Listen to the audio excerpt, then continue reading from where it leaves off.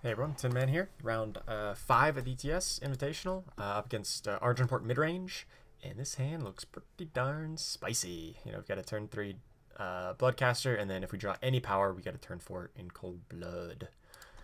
So it seems pretty good for us. Pretty good to keep. Would definitely like one more power though, but we're on the draw. We've got a lot of power in the deck, so I feel pretty decent about it, especially drawing a power right or a Wizard of the Elders to potentially draw power. If we get to turn 3 and we need to, if he's not putting pressure on us, okay, that's pressure enough that we need to cast this guy on 3. No sense permafrosting that thing. You've got bigger fish to fry with permafrost like that one.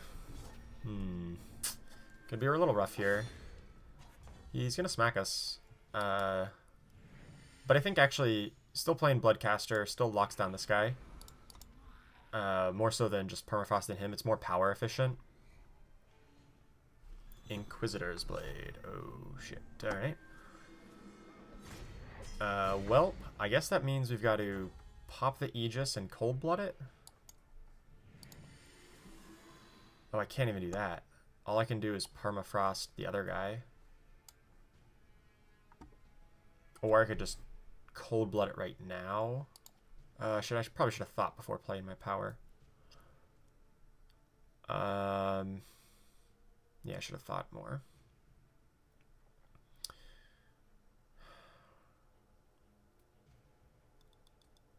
Ideally, I'd like to just permafrost this Crown Watch Paladin.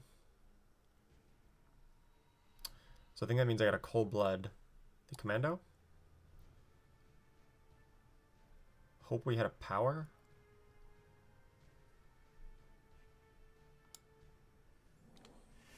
Yeah, I think this is still fine. He might be able to thump us out here. If we don't have a way to pop this Aegis, it'll hit us twice. Face Aegis, sure. If he follows us up with Sabotage, though. Alright, so he gets one of our answers here. Probably wants to take the Permafrost. Takes the Cold Blood. So that means he's got another threat waiting in the wings.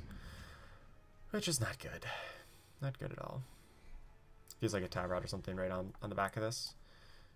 Alright, let's just draw 2. More crests. More crests. Not what we're looking for. Not looking for that either. Well.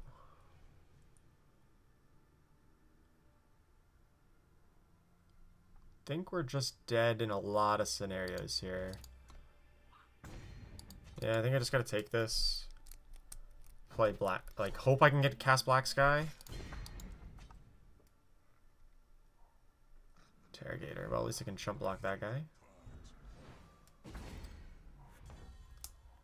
Oh, there we go. Okay, so now we can Black Sky and we can trade in the air. If that's possible. Chump on the ground. If he has a removal spell, I'm just dead.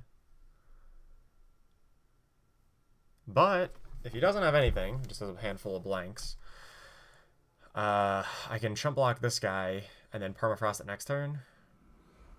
Bloodletter means I'm still just double chumping here. Although I'm not dead, because I can permafrost the guy with the blade. Permafrost this guy. I can get up to Channel Tempest next turn. Sure, but that Channel Tempest doesn't even... Or it does hit for enough. No, it doesn't, because I'm going to have to play a power. Alright, that's game. Alright, so down to game 1. Oh well. Yeah, he had a very quick start there. I thought we had a really good hand to deal with that, but the Inquisitor's Blade was extremely clutch for him. Alright, so clone our sideboard deck. And let's take a look at our sideboard. So, don't necessarily want Statuary Maidens. I think Strange Shadows is good. Azendel's Gift is a little bit slow. Duraka is not the best thing. Dark Return might even be a little bit slow. I do want Boar, since it'll hit his hit his weapons, and he's probably bringing in rune hammers. Don't necessarily need setback. Rain of Frogs seems bad. Too slow. Sabotage also not that interesting. What else did I have? -1 channel, because it's a, it's a slower card. -1 strategize, because I don't want to be spending time drawing cards like that. One more cut. Let's cut another strategize. No. Let's cut a dark return, I guess. We're bringing in more threats anyway into the late game.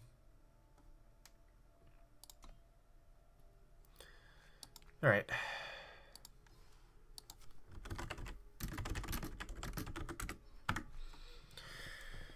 Not feeling amazing here, but being down a game and all, but this is still a pretty solid matchup for us, I believe. He just really needs to be going first and get that quick of a start in order to get us.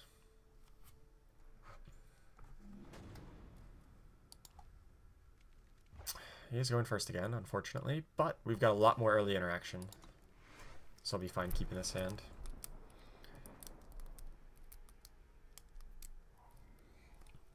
Monument, interesting. I kind of want to just scout for a power, preferably a red source. Hailstorm, not so much. I've got other ways of dealing with his aggressive units through Annihilate, Permafrost, and Pings that I don't necessarily want Hailstorm. I want to be able to find a, an in Cold Blood or something so that I can deal with his bigger threats. Now it's another power, which means I can get this guy out. Sure. He's short on power. That's got to be good for us. Opponents have been stuck on 2 quite a bit. Indeed. But that means he has a handful of cards. And so as long as we don't get flooded, I feel pretty good about this. As long as we don't get too flooded, I feel pretty good. But if we do get too flooded, he's got some natural built-in card advantage here. Just grab an Aegis. I don't really want to throw this guy out without protection from a Slay. And I'll hold this. Well, he doesn't have any Aegis threats, right? Because if he had, his only Aegis threat would be Crown Watch Paladin. So screw it, we'll just ping that. So I can definitely cast Harbinger next turn. And I've got the Boar available for any of his weapons, whether it be Runehammer or otherwise. Interrogator, we'll just annihilate that. It's like the best target for Annihilate. Ooh, there we go. Perfect. And now we've got Aegis on this thing, so it's going to be very difficult for him to kill. He needs 2 effects, and that's like 2 Vanquishes, or a Vanquish and a Slay, or a Silence plus a Vanquish. Well, alright. He doesn't have any harsh rules, so I'm totally fine to just play out this Black Sky Harbinger. Don't necessarily want to permafrost this thing. I guess it's probably like the best target permafrost, right? Yeah, it doesn't matter. But we even have the Dark Return ready for to bring it back if he misses again.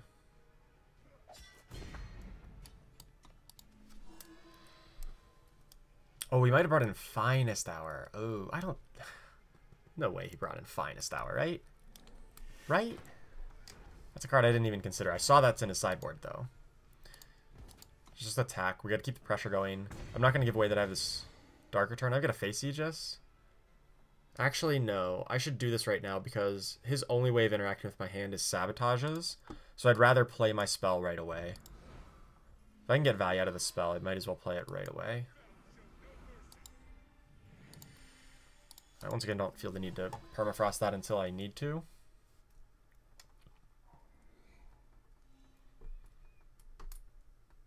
Like if he tries to sabotage me here, I guess no. I should have permafrosted because now if he like pings off my thing and sabotages, he at least survives.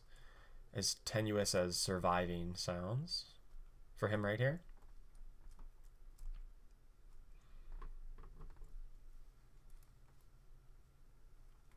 Or at least he didn't get my Dark Return. I'm not really sure what he could play here to get out of this. 2-drop Aegis and then throw a Inquisitor's Blade on it, but then we just bore it right off. That does keep him alive. I think I just attack. Play the next guy. Still no permafrost. Still puts him to 2. Like, he's probably not inclined to block here. And even if I did prevent him from blocking... Yeah, I'd rather just hold the permafrost, I think. We've got 2 fatal threats. He doesn't have any way out of this. Alright. So win game 2. I still think this is where we want to be on the deck list. I don't think we want to change anything around. Let me just do a quick once-over. Is Stray into Shadows good? Yes, because it makes Crown Watch Trader really bad. And kills like everything else except Tavrods. Alright, I'm fine with it. Oops.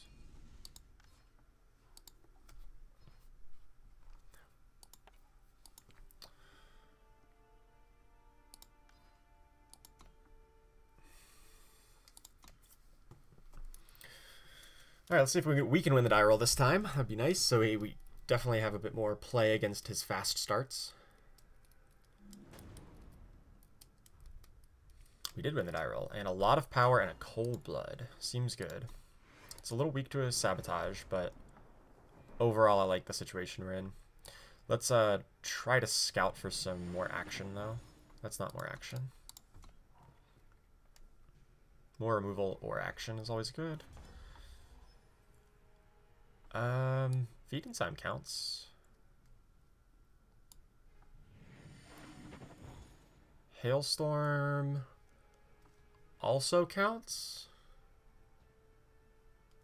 Yeah, we'll keep that. We have some spot removal, but I also want to have some AoE in case he goes 2-drop and a 3-drop. I don't want to spot remove the 2s and 3s. That's fine. That guy will get hit in a hailstorm on turn 4 here, and then we'll get killed off by the black sky on turn 6. Nice. So good thing we kept that hailstorm on top, huh?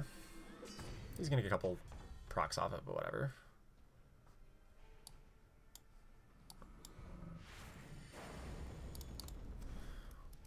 So hopefully he just plays a 4-drop like a Crown Watch Trader that we can Cold Blood or Feeding Time.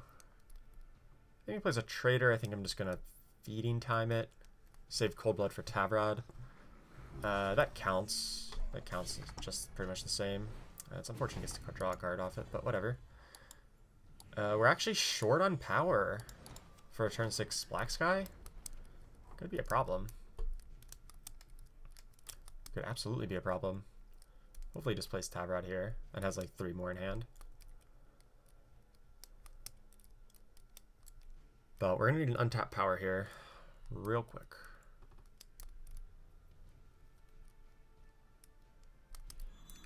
No, Inquisitor's Blade? Ugh. I don't want to Cold Blood this thing, but I think I might, just for tempo purposes. God, that feels bad. I just can't afford to let that thing hit again. Hopefully he just Destinies that and it misses. No, now he's going to play. Yeah, nice sabotage. Well, good thing we got it out of there before the sabotage made it blank anyway. Nice, okay, so we're going to take...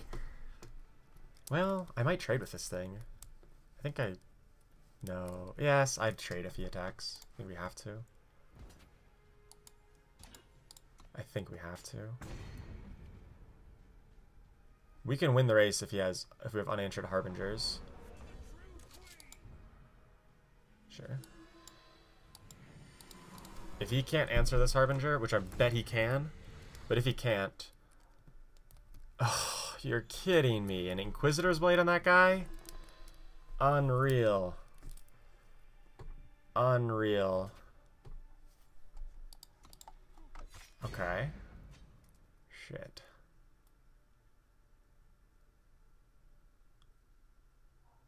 I guess there weren't too many turns in which he wouldn't have been able to... He could have Destinied that. But this turn in particular was real bad.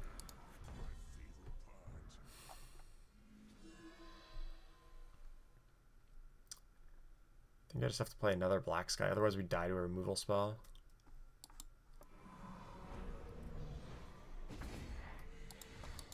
It's not great. If we can find another removal spell though for a 7/7, it's really just an in cold blood or a feeding time at this point. Then we can at least win in the air on the backswing. Another blade, Jesus. Alright. Double block this guy. At least I gained a bunch. Netted out life there. Champion is interesting. It lets me strategize, since I can at least play another guy regardless. Okay, so we're gonna muck back the Vara's favor. Champion doesn't buff my team though. Oh well.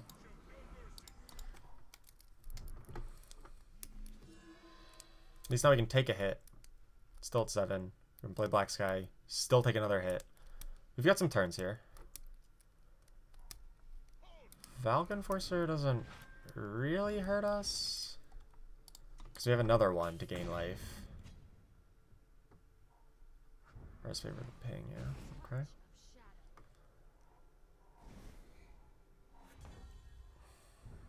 That's not too bad. Okay, so now we can scout first, unless we see a removal spell on top. That's not a removal spell. If we found like an in cold blood, I would just grab that and kill off the trader. But now we can at least Harbinger, buffer our life total, make him at least a 7 power at the end of this. And I think we're in fine shape. Well, I mean, not fine, but we're not dead. We're not in dead shape yet. He attacks for 7, whatever. We can then hopefully find a removal of the strategize plus our draw. Sure. Gladly trade like that.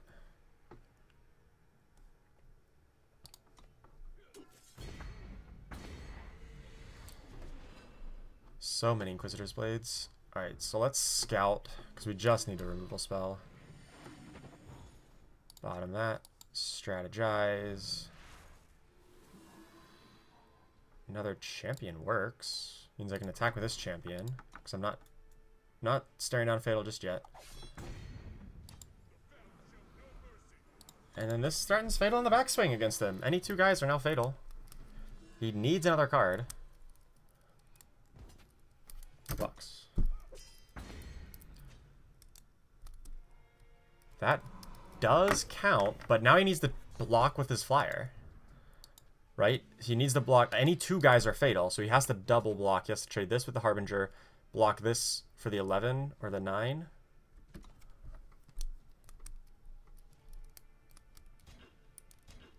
Yeah. He should block it on the 9, so that he has at least an out to a removal spell. The fact that he didn't instantly do that, I think, means he doesn't have a removal spell in hand. I didn't think about it so obviously. Inquisitor's Blade gone. Inquisitor's Blade gone. Ooh. Still living on the edge. Woo! We got to day 2. Alright. So close. I thought we were so dead. But we were able to outrace him. Awesome.